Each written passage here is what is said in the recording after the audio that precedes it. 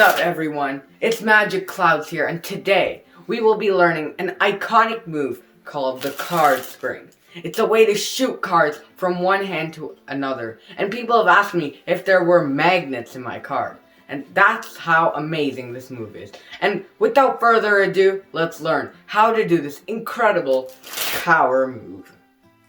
To learn the card spring is a difficult thing, but let me teach it to you. So the first grip is this. So you need the thumb on the back and the index on the front. As you can see, it's extremely simple. I just want to point out that in the beginning, what you should do is take about half of the deck and put it away. The reason is to be able to do the card spring, using half a deck is actually extremely more easier. And if you want, you can even use a third or less, maybe a few cards. But eventually you want to do it with the whole deck. But in the beginning, take away half and then slowly build up. But we'll talk about that after and I'll explain why. But for demonstration, I'll just use the whole deck. So the thumb goes on the bottom left. So the bottom left here is where your thumb goes. And you don't want to hold it. So as I said, the index goes on the front, the top right. So this is the grip. And my middle finger tends to just lie here and the ring and pinky are here. But, as you can see, this is extremely difficult. Well, you can't really see it, but it's extremely difficult for me to bend it to perform the spring.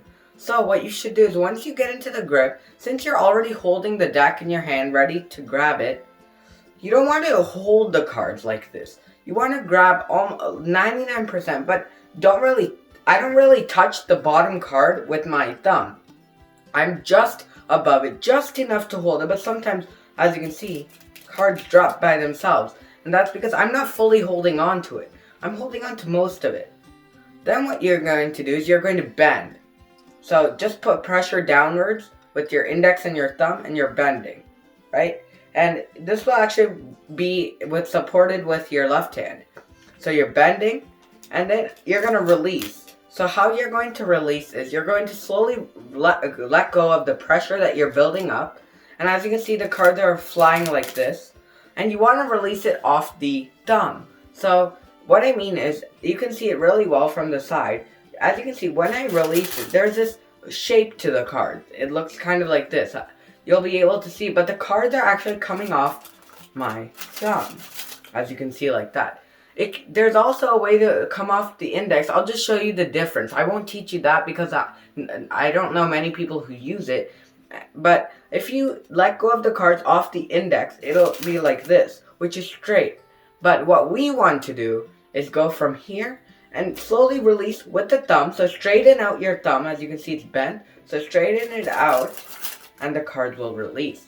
There will be probably two ways that your cards, what would be happening to your situation. So one of them is probably, since you don't have the strength, your cards will go like that all at once extremely quickly. And the second situation is you're able to do it, but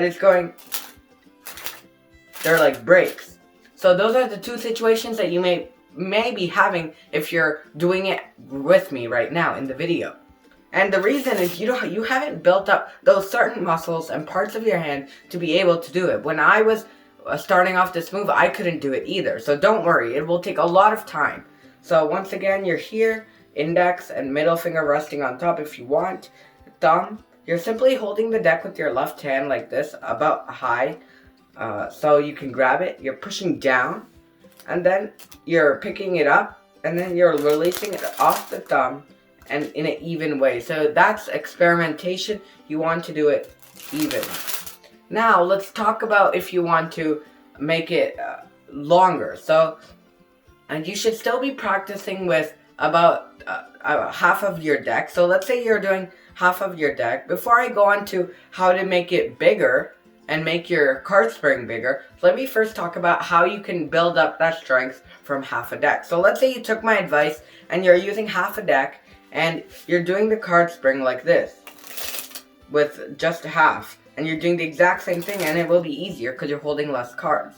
Once you've perfected that and you're able to get a smooth card spring with half a deck, take some more cards, maybe some more, and do it with 3/4, and then slowly build up until you can get that even card flow. So keep on adding cards until you can get that perfect and consistent flow like that.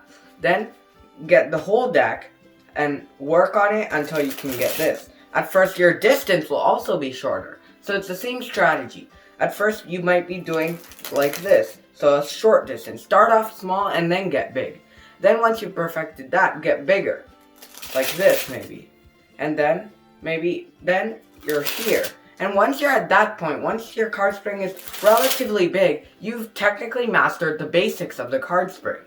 Now you may have seen people like Andre Gique or even Chris Ramsey do card springs like that are about this big, or some people who've done it even longer like Shin Lim and people like that. So if you want to learn how to do that, that will take a lot of practice and a lot of picking up cards. So the secret to doing that is that once you get to about like this point, so you've extended your the card spring. So you're starting, let's say you want to do that big card spring, the Anaconda card spring.